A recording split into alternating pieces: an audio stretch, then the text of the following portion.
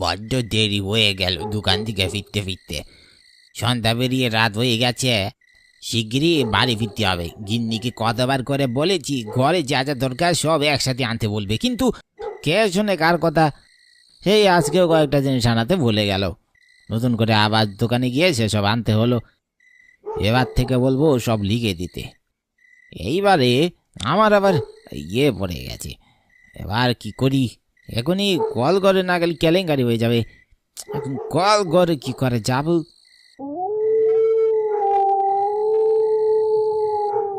আরে দূরে ওটা কি দেখা যাচ্ছে? একই পাঠশালা।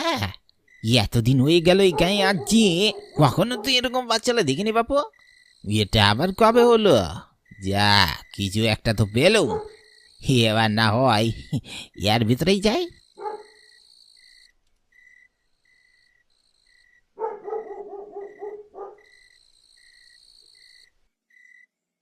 মনে হচ্ছে ভেতরের দিকে হবে, হয়তো একটু খুঁজে দেখি।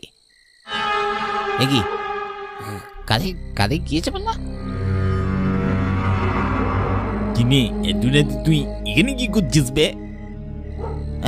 কে? আরে বাবা রে, কি চোখে ভুল দেখছি না তো? যতীন। ভুল দেখছিস না, একেবারে ঠিকই দেখছিস। কেমন আছিস অরুণ? এই না না, আমার মনের ভুল। যতীন ফিরে আসতে পারে না, ওকে তো ফিরে এসেছি আমি। এতদিন পর ফিরে এসেছি। এবার তোর কি হবে রে অরুণ? বাকিদের কি হবে?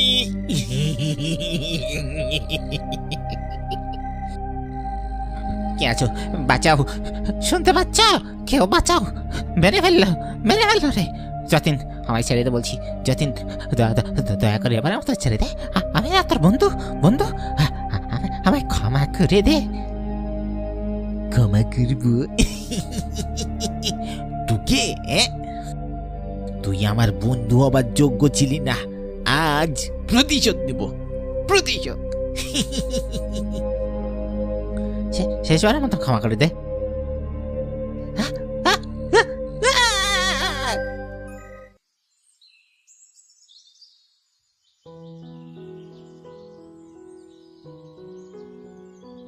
এখানে লতা, পুষ্প, শ্যামল আর আকাশ কে আছো? আমি লতা। আমি আছি। আমি পুষ্প। আর আমি শ্যামল। কি হয়েছে পিয়ন কাকা? তোমরা আমার সাথে একবারে বাইরে এসো।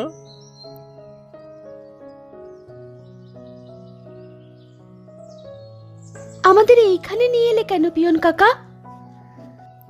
নিয়ে এসেছি কারণ তোমরা চারজনে পরীক্ষায় এবারে ফেল করে গিয়েছো। সে কি? এসব কি বলছো তুমি পিয়ন কাকা? আমি ঠিকই বলছি।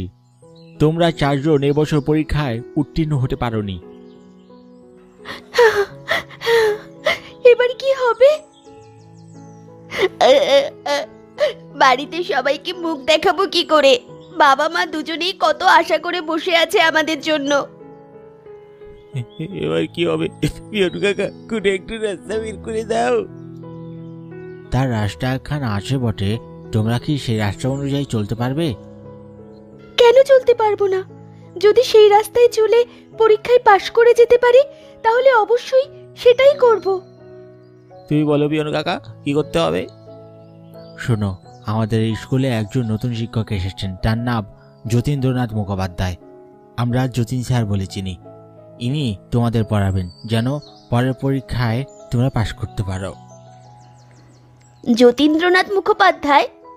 এই নামের কোনো স্যার এসেছেন বলে জানি না তো। জানবে কি করেন তিনি? তিনি তো সকলকে পড়ায় না। আর তোমাদের ভাবতে হবে না, স্যার এত ভালো পড়ায় যে তোমরা আর কোনোদিন ফেল করবে না। স্যার নিজে তোমাদের অবস্থা দেখে আমাকে দিয়ে তোমাদের বলতে পাঠিয়েছেন। স্যার কি শুধু আমাদের চারজনকে পড়াবে? তোমরা তো এইবার দশম শ্রেণীতে পরীক্ষা দেবে। স্যার শুধু দশম শ্রেণীর অনুত্তীর্ণ ছাত্রছাত্রীদের পড়ায় যেন তারা পাস করতে পারে। ভেবে দেখো, এরকম সুযোগ কিন্তু আর পাবে না। আমি রাজি পড়তে। বাড়িতে কাউকে বলতে পারবো না পরীক্ষায় পাশ করিনি। জানলে বাবা পিঠের ছাল তুলে নেবে। ঠিক বলছিস। আমারও কি অবস্থা, মা জানলে আর রাস্তা রাখবে না। পরীক্ষায় যে করে হোক পাশ করতে হবে। আমাকেও পাশ করতেই হবে। এবছর পরীক্ষায় পাশ না করলে আর পড়াশোনা হবে না আমার। সবাই যখন রাজি তখন আমরা সবাই স্যারের সাথে পড়তে বসবো। তা পিয়ন কাকা, স্যার কোথায় বসবেন? হ্যাঁ, তার বাড়িতে? তা আমি কেমন করে জানবো স্যার কখন কোথায় পড়ায়? সেটা তো কেউ বলতে পারে না। স্যার নিশ্চয়ই তোমাদের জানিয়ে দেবেন সময় মতো। তোমরা স্যারের কাছে পড়ার জন্য প্রস্তুত থেকো। তোমায় অনেক ধন্যবাদ পিয়ন কাকা, আমাদের এত বড় উপকার করার জন্যে।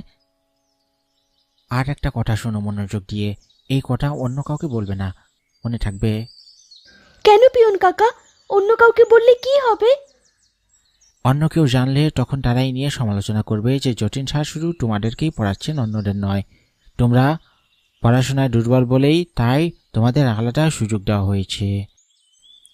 তুমি কোনো চিন্তা করো না পিয়ন কাকা, আমরা কাউকে বলবো না। আচ্ছা বেশ, তবে তোমরা এখন যাও, আজ রাতের মধ্যে তোমাদের জানিয়ে দেওয়া হবে।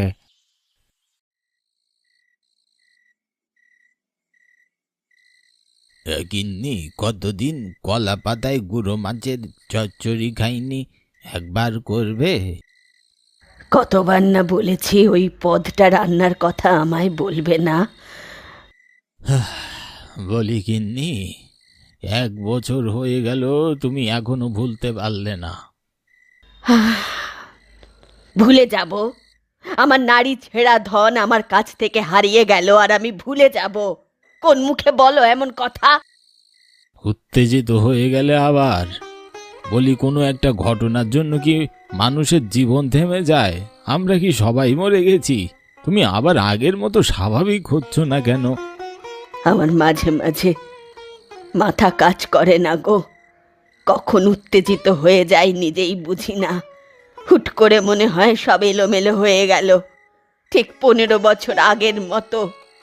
এবার একটু স্বাভাবিক হও গিন্নি, আর কত অপেক্ষা করবে? ও আর ফিরবে না। আর যে কতদিন অপেক্ষা করতে হবে তা কে জানে। তবে তুমি আমায় ওই কলা পাতায় গুঁড়ো মাছের চচ্চড়ি করতে বলো না কখনো। ওই পদটা আমি কখনো রান্না করতে পারবো না গো। আচ্ছা বেশ, আর বলবো না। তা প্রবীণ এসেছিল বাড়ি? খোকা? না, আজ তো আসেনি। আমায় যে বললো বাজার করে দিয়ে যাবে। ঘরের বাজার তো প্রায় শেষ। ও বাজার নিয়ে না এলে তো আজ রান্না হবে না। নিয়ে এসেছি বাজার। জেঠিমা নিয়ে যাও এসব। আজ ভালো দেখে বেশ বড় বড় কই মাছ এনেছি, কলার মোচাও এনেছি। বেশ ভালো করে মোচার ঘন্ট রেডে দিও তো। হে কি করেছিস খোকা? এত বাজার এনেছিস? 2 বুড়ো বুড়ি এত খেতে পারে? আহা, তোমরা দুজন কোথায়? আমিও তো খাবো নাকি? তোর খাওয়া মানেই তো মাসে 1-2 বার। বলি, এই জেঠু জেঠির বাড়ি আসতে কি মন চায় না নাকি? আর বলো না জেঠু, সারাদিন কত কাজ থাকে জানো। আজ যখন এসেছি একেবারে খেয়ে দেই পরে যাব। বস বাবা বস। এখন তো একমাত্র তোকে খাইয়েই শান্তি পাই। এই বুড়ির হাতের রান্না আর কেই বা খায় বল? কেন, আমি খাই না বুঝি? তুমি এবার যাও, ওসব নিয়ে এসো, রান্নার ব্যবস্থা করোগে। যাচ্ছি। বলি শুনছো? হ্যাঁ বল। বলছি যে খবরটা পাওনি? আমি তো খবরটা পাওয়া মাত্র বিশ্বাস করতে পারছি না গো। কি হয়েছে বলবে তো? আমাদের হরণদা গো, সে তো আর নেই। নেই মানে? কি বলছো কি এসব? মারা গেছে। সম্ভবত কাল রাতে মারা গেছে। সে কি, কিভাবে? ঘাড় একেবারে পিছন পর্যন্ত মোচকানো অবস্থায় পাওয়া গেছে। কি যেন তাদের বাড়ির সামনে ফেলে দিয়ে গেছে লাশ। শুনেছি পুলিশ টুলিশও নাকি এসেছিল। গ্রামের লোকজন বলা বলি করছে এটা নাকি কোনো সাধারণ মৃত্যু নয়। এ কি বলছো? কে মারলো এভাবে? সেসব আমি কেমন করে বলবো, তবে গ্রামবাসীরা বলছে নাকি কোনো সাধারণ মৃত্যু নয় এটা। সাধারণ মৃত্যু নয় তার মানে?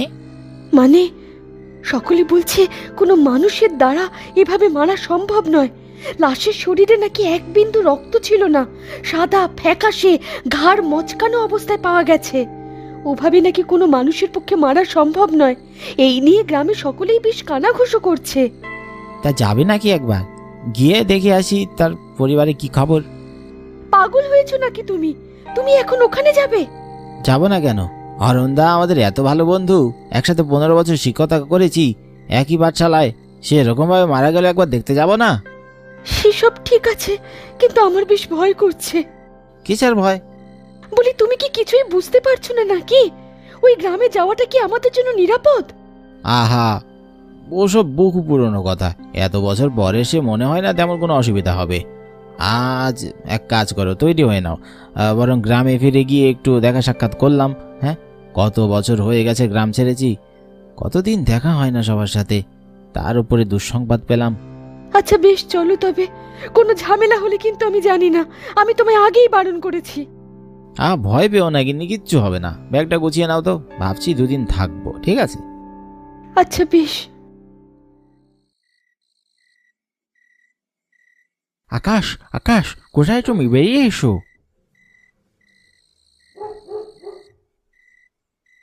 এ কি পিয়ন কাকা, এত রাতে? হ্যাঁ, এখন একটু সময় তোমাদের নিয়ে যাওয়ার, জটিন স্যার অপেক্ষা করছে। কিন্তু এত রাতে আবার কেউ পড়ায় নাকি? আহা, শাড়ির অনেক কাজ থাকে সারাদিন, এই সময় তিনি সব দুর্বল বাচ্চাদের পড়ায়। বাকিরা কোথায়? বাকিদেরও যাওয়ার সময় নিয়ে যাব, তুমি চলো। আমি ঘরে বাবা মাকে জানিয়ে আসছি। আচ্ছা, শিগগিরই জানিয়ে এসো। কি এখানে পাঠশালা হলো কবে থেকে? এর আগে তো কখনো দেখিনি। আরে এটা নতুন বানানো হয়েছে। নতুন দেখে তো মনে হচ্ছে পুরনো, কখনো খেয়াল করিনি তো এর আগে। আহা, তোমরা দেখোনি হয়তো। আর গ্রামের এই পাঠশালায় কখনো বেশি একটা মানুষ আসে না। তোমরা ভিতরে চলো, জটিন স্যার তোমাদের জন্য অপেক্ষা করে বসে আছে। আমরা এখানে পড়বো? আমার কেমন যেন ভয় ভয় করছে। আহা, ভিতরে ভয় কি আছে? চলো ভিতরে চলো। প্রতি বছর তোমাদের মতন কত শিক্ষার্থী আসে এখানে পড়তে। আচ্ছা বেশ, চলো কাকা।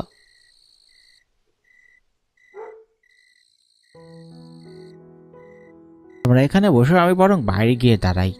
তুমি এখানে বসো আমাদের সাথে, অন্ধকারে বাইরে কোথায় দাঁড়াবে? আমি এখানে বসে কি করব?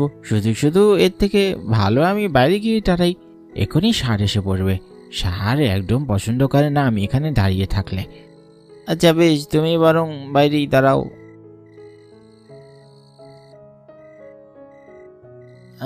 আমার কেমন একটু গা চমচম করছে। এই পাঠশালায় এর আগে তো কখনো দেখিনি। আমিও তো দেখিনি, আমরা খেয়াল করিনি এর আগে। তা হোক, স্যার যে আমাদের সময় দিবে এটাই বেশি। আমি তো ভাবতেই পারিনি আমার পরীক্ষায় এত খারাপ নাম্বার আসবে। জানিস, আমার যতদূর মনে পড়ে আমি ভালোই পরীক্ষা দিয়েছি, কিন্তু পরীক্ষার রেজাল্ট খারাপ কি করে হলো সেটাই তো বুঝতে পারছি না। আমার মনে হচ্ছে আমার একবার খাতাটা দেখে নেওয়া উচিত, কোথায় কোথায় ভুল হয়েছে সেটাও জানা যাবে। তোরা কি বলিস? ঠিক বলেছিস। পিয়ন কাকা যখন আমাকে বলল আমার পরীক্ষায় খুব খারাপ নম্বর এসেছে, তখন আমারও খুব খটকা লেগেছে। আমি পরীক্ষা তো খুব ভালোই দিয়েছি, তাহলে নাম্বার কি করে খারাপ আসবে? গতবারের মতন যদি এবারও পরীক্ষা দিতাম তবে নিশ্চয়ই সব থেকে ভালো রেজাল্ট আমাদেরই হতো। তোরা কি বলিস? আরে ভেবেছিলাম তো তাই, কিন্তু হরণ স্যার গত বছর পাঠশালা ছেড়ে চলে গেছে, তাই তো এবছর আর কিছু করতে পারিনি। আমাদের খুব তাড়াতাড়ি আরও অন্য একজনকে জোগাড় করতে হবে, বুঝলি? এই নতুন স্যার কেমন হবে সেটার উপরে আমাদের নজর রাখতে হবে। যদি দেখি আমাদের সুবিধা মতন, তাহলে তো গেল্লাফতে। তোরা কি বলিস? হ্যাঁ ঠিক বলেছিস, কিন্তু স্যার এখনো আসছে না কেন? তোমরা বুঝি আমার জন্য অপেক্ষা করছিলে? ইয়ে মানে, আপনি কি যতীন স্যার? হ্যাঁ, আমি যতীন। তুমি আকাশ? হ্যাঁ স্যার, আপনি আমায় চিনতে পেরেছেন? আমি প্রত্যেক বছর বসে থাকি তোমাদের মতন শিক্ষার্থীদের জন্য। আমাদের মতন শিক্ষার্থীদের জন্য মানে স্যার? যারা পরীক্ষায় খারাপ নাম্বার পায় তাদের বেছে বেছে আমি আমার এখানে নিয়ে আসি, আর তাদের ঠিক জায়গায় আমি পৌঁছে দিই। ঠিক জায়গায় পৌঁছে দেন মানে কোথায় পৌঁছে দেন স্যার? বুঝতে পারলে না? ঠিক জায়গায় পৌঁছে দিই মানে একজন ভালো শিক্ষার্থীর যেখানে থাকার দরকার সেখানেই। ও তাই বলুন, স্যার, আপনাকে এর আগে কখনো দেখিনি। আপনি কি আমাদের পাঠশালায় পড়ান না? পড়াতাম, অনেক আগে পড়াতাম, তখন বোধ হয় তোমাদের জন্মও হয়নি। স্যার, আপনার কথা তো কখনো শুনিনি, আজকে প্রথম শুনলাম। আপনি যে এই গ্রামের শিক্ষক তাও জানতাম না। আমার কথা শুনবে কি করে? আমাকে চেনার আগেই তো আমি এই দুনিয়া ছেড়ে চলে গেছি। দুনিয়া ছেড়ে চলে গেছিলেন মানে? কি বলছেন এসব? বুঝতে পারলে না? তোমাদের হরণ স্যার খুব ভালো মতন জানে। সে থাকলে তোমাদের বুঝিয়ে দিতে পারত, কিন্তু কি করবে বলো? হরণ স্যারকে তো আমি গত রাতেই আমাদের দুনিয়ায় নিয়ে চলে এসেছি। মানে কি কি বলছেন এসব? আপনার দুনিয়া মানে? বুঝতে পারলে না? এবার ঠিক বুঝতে পারবে।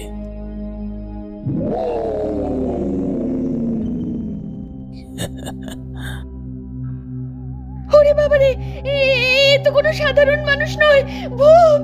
ভূত! কে আপনি? পিয়ন কাকা, পিয়ন কাকা, বাঁচাও আমাদের! সব জানলা দরজা বন্ধ, কেউ বাঁচাও! আপনি কি চান আমাদের কাছ থেকে? আমরা কি দোষ করেছি? হরণের কাছ থেকে প্রতি বছর তোরা প্রশ্নপত্র পরীক্ষার আগে টাকা দিয়ে নিয়ে নিতিস, তাই না?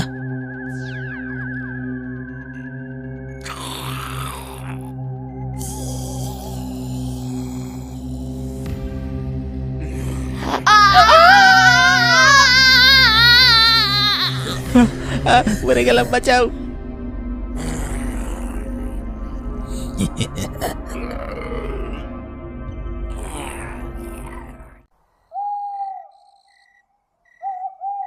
তোমায় কত করে বললাম সকাল সকাল বেরিয়ে পড়তে, তা না করে তুমি সন্ধ্যের ট্রেন ধরলে। আমি কি করে জানবো যে এত দেরি হয়ে যাবে? এই নরেন গ্রামে আসতে তো খুব একটা সময় লাগার কথা নয়, এত দেরি হলো কেন বুঝতে পারলাম না। এবার এত রাতে এই পথ দিয়ে যেতে হবে, ধুর, ভালো লাগে না।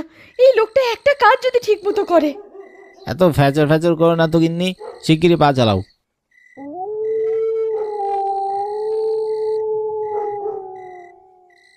এই দাঁড়াও দাঁড়াও, এ কি? এখানে তো আগে কোনো পাঠশালা দেখিনি, হুট করে এখানে পাঠশালা এলো কোত্থেকে? এটা তো আমিও দেখছি, এখানে পাঠশালা হয়েছে জানতাম না তো। কিন্তু দেখে তো নতুন মনে হচ্ছে না, পুরনো মনে হচ্ছে। আমারও তাই মনে হচ্ছে। আমি আগে তো কখনো এমনটা দেখিনি। দেখতে অনেকটা আমাদের আগের পাঠশালা মতো লাগছে, তাই না? হ্যাঁ, তবে সেই পাঠশালা তো ভেঙে নতুন পাঠশালা তৈরি হয়ে গেছে সেই কবে। দেখতে অনেকটা ওরকম, তবে সেটা তো বাজারের পাশে, এই জঙ্গলে এই পাঠশালা কে বানালো? ভেতরে গিয়ে দেখবে একবার। তোমার মাথা খারাপ হলো নাকি? এত রাতে তুমি এখানে ঢুকবে? আর এক মুহূর্ত এখানে না দাঁড়িয়ে শিগগির চলো। আচ্ছা বেশ, চলো। পাঠশালা না হয় কাল সকালে দিনের বেলায় দেখে নেব।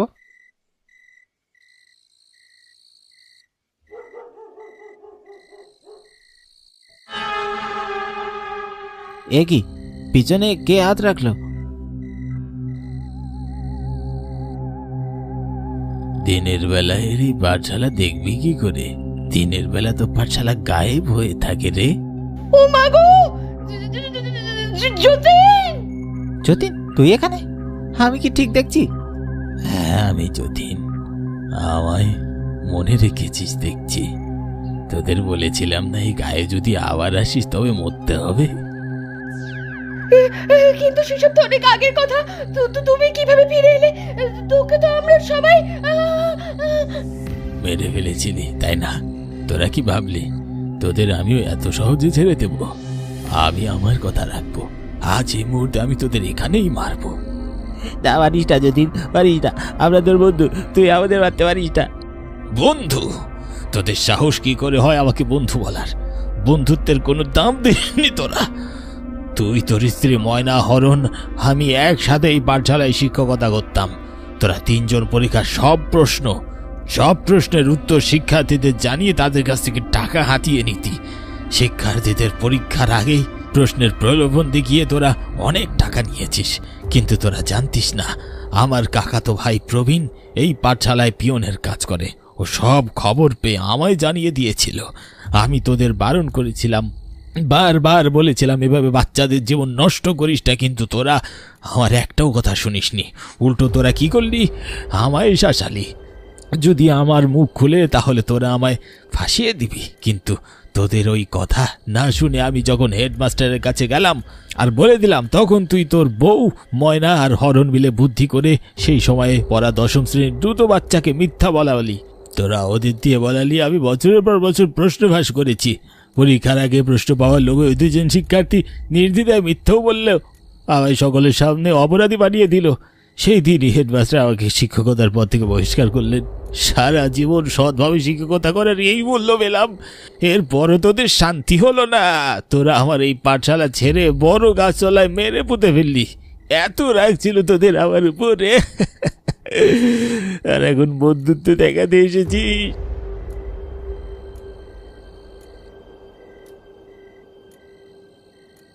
তুমি একদম ঠিক বলেছ যতীন দাদা, এই দুজনই আসল শয়তান। সেদিন ওই হরণকে মেরেছিলে, আজ এদের মারবে। হরদা, কে কে কে তুমি? হ্যাঁ, হরণকে আমি মেরেছি। তোরা তো গ্রাম ছেড়ে পালিয়ে গিয়েছিলি, আর তাই প্রবীণ তোদের কাছে খবর পৌঁছে দিয়েছিল, আর সেই টুপি পরে তোরাও এখানে চলে এলি। আমার বৃদ্ধ বাবা মা এখনো জানে না তাদের ছেলে যতীন মারা গেছে। তার সবচেয়ে কাছের বন্ধুরা বিশ্বাসঘাতকতা করে তাকে মেরে ফেলে পিছনে পুঁতে রেখেছিল। তারা ভেবেছে আমি চাকরি হারিয়ে লজ্জায় বাড়ি ছেলে চলে গেছি। আমার ভাই প্রবীণ এখনো আমার বাবা মাকে সেই কথা জানায়নি, কারণ এটা জানলে তারা খুব কষ্ট পাবে রে। আমরা আমাদের ভুল বুঝতে পেরেছি যতীন, এত বছর ধরে আমরা সেই কষ্ট ভোগ করছি। আমাদের মারিস না, আমাদের ক্ষমা করে দে। ক্ষমা? আমি সেই সমস্ত বাচ্চাদেরও ক্ষমা করি না যারা প্রশ্নপত্র পাওয়ার লোভে আমাকে ভাসিয়েছিল। এখনো আমাদের এই গ্রামে যত পাঠশালা আছে সেখানে সেই সব ছাত্রছাত্রীরা কুকর্ম করে, আমি তাদের এখানে এনে শাস্তি দেই। একদিন ওদের এই সমস্ত কুকর্মের জন্যই আমাকে প্রাণ দিতে হয়েছিল। আজ তোরা এর ফল ভোগ করবি রে।